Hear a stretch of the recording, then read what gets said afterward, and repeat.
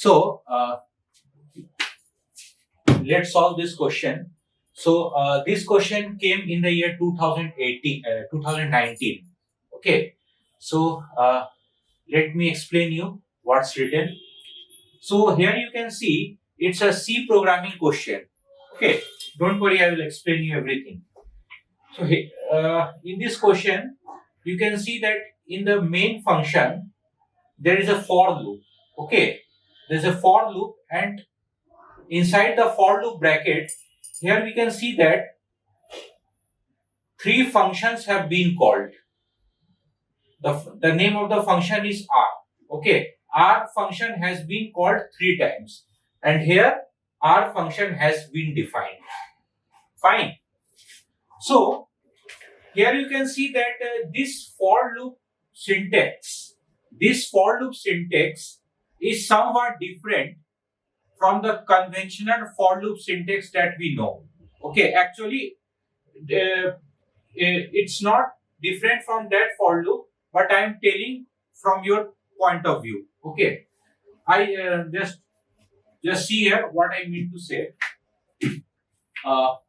You see, the for loop that we know is like this. For there is an initialization part, like something like I is equal to something. Okay, let me say I is equal to 0. This is an initialization part. Then there is a condition checking like I less than 10, something like that. And here there is increment or decrement operator. Okay. So what is the order of the execution of the statement? What happens in conventional for loop is that first initialization part happens. Okay. So let me number it. Number 1. Then after that the condition is checked. Number 2. And if the condition is true, then we execute the subsequent statement. Okay. So this is number 3. And after that, after executing this subsequent statement, we come here. I mean to say this is number 4. Okay. And after that, the again there is an increment or decrement. Okay. And after that, after 4, we come here 5. Okay. Then 6. Then 7. Then 8. Then 9. So basically here, what is the order of the execution of for loop? Like this: 1, 2, 3, 4, 5, 6, 7, 8, 9. Okay. So in the same way, this for loop will execute. Okay. So let's solve the question. So I hope you have got it, what I mean to say. So let's solve this question. So let me rub this. Actually, I can't find my duster, so I have to remove it with my hand. Okay. So int main. So start from here. Int main for. So after for, what I said, first this line. First this function will run. Okay. So let me write here for R. Okay. And here is printf. And in the printf we have R. Okay. I'm not writing it completely. So first, this thing will execute, this function will execute. Number 1, same order. Okay, what I told you previously. Number 1, this function will execute. Okay, so what is R function? So R function has been defined here. Static int num. So here we can see that num is a static variable. Okay, and what is the property of the static variable? The property of the static variable is it is initialized only once. Okay. So the value of num is 7. Fine, it is 7. Okay, and after that, int num is equal to 7. Static int num is equal to 7. Then return num by minus. It means what? This is a post decrement operator. So num minus minus will return. So what it will return? 7 or 6? Just think. It will return 7, not 6. Okay, because the property of post decrement operator is that first the value will be assigned and after that it will be decremented. So here what will happen? 7 will be returned, after that it will decrement. Okay, so 7 will be returned where? Here. 7 will be returned here. Why? Because R was the calling, because this was the calling function. Okay, so here 7 is returned. Fine. And after that, this value is decremented because this is post decrement operator and it has become 6. Okay. So now this function has been executed, and what was the order of the execution? After this, this will execute. Okay. So number 2, this will execute. Fine. So now again, R has been called here. Okay. R has been called here. So now here you see again, we will go here because here R function is defined and the value of num is 6. Okay. Not 7 because this is static variable and the values are retained. Okay. The values are not lost. So here num is 6.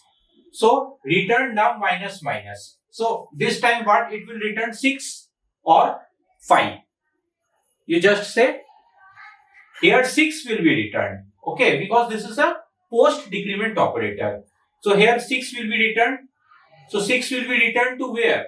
Here, because this is the calling function. So here 6 is returned and after that there is a decrement. So it has become 5. Okay, and now what will execute? This or this? This R function will execute or this printf function will execute? You just think. This printf function is will be executed. Okay. So because I already told you the order of the execution will be like this: 1, 2, 3, 4, 5, 6, 7, 8, 9. 1, 2, 3, then 4, then 5, then 6, then 7, then 8, then 9, like this. Okay. So now let's come here in the printf function. So here in the printf function, again R has been called. Okay. So whatever the value of R will be returned, it will be printed. Okay. Let's see how. Let me write this. So again this R has been called here. So now let's go to R. Static int. Oh, the value of num is 5.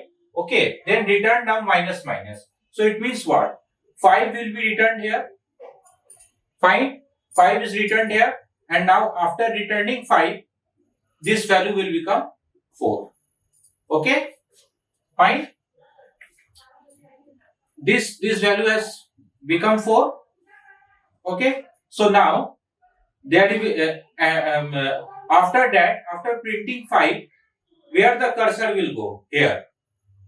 Okay. Because the order of execution is 1, 2, 3. All these 3 things have been executed. 1, 2, 3, then 4, then 5, then 6, then 7, then 8, like this. Okay. So all these 3 things have been executed. So now we will move here. Okay. So here you see R function has been called again. So the value of R is 4. Okay. So here it will return 4 here. Fine. 4 here. And after that the num will get decremented to 3. Okay. And after that you see this part has been executed. Now again this condition part will be executed. Okay. So now again in the condition part we can see that R function has been called. So now this R function will be executed. So now let me drop this. No need to write it. So now let's go to the R function. Okay. So the value of num is 3. So it will return num. That is 3 will be returned here. So here 3 will be returned.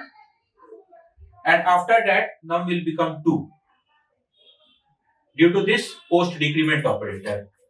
Okay, so this condition is true because you see in the for loop the statement will be executed till the condition is true. If the condition is false, then for loop will be broken. For condition is false, condition false means what? Here if we get 0, then the for loop will be broken. Okay, but here we have got 3. It is not 0. It means what? This for loop is not broken. So 3 means what? Condition is true, and 0 means what? The condition is false. So since this is true, the condition is true, so we move to this printf statement. Okay. So now printf. So what it will print? Again you see R function have been called here. So go to the R function. Okay. So the value of num is 2. Okay. So 2 will be printed here. So it will return 2 to this function. So here 2 will be returned. It means what? 5 and 2 has been printed. Okay. And it will become 1. Fine. And after that, after printing this, let's go to this part, increment or decrement part with the conventional for loop concept. So here you see again R function has been called. Okay, R function has been called. So let's move to here. So return num minus minus. So it means what? What is the value of num? 1. So it will return 1 here. Okay. So here 1 will be returned and it will become 0. Okay. So now again, let's go to the condition checking part. So in the condition checking part, again R function has been called. So let's go to the R function. Okay. Return num minus minus. It means what? 0 will be returned here. Okay. And after returning 0, it will become minus 1. Okay. So since you see 0 has been returned here, it means what? In the condition part there is 0. It means what? The condition is false. Since the condition is false, so this while loop will be broken. Okay. This while loop will be broken. It means what? This printf statement will not get executed, because this printf statement gets executed only if this condition is true. But since this condition is false, this printf statement will not be executed. So the while loop will be broken and the final value that got printed was 5 and 2. So 5, 2 is the answer. So option B is correct. Okay. So I hope you have understood this question. Okay. So let's move to another question. Thank you.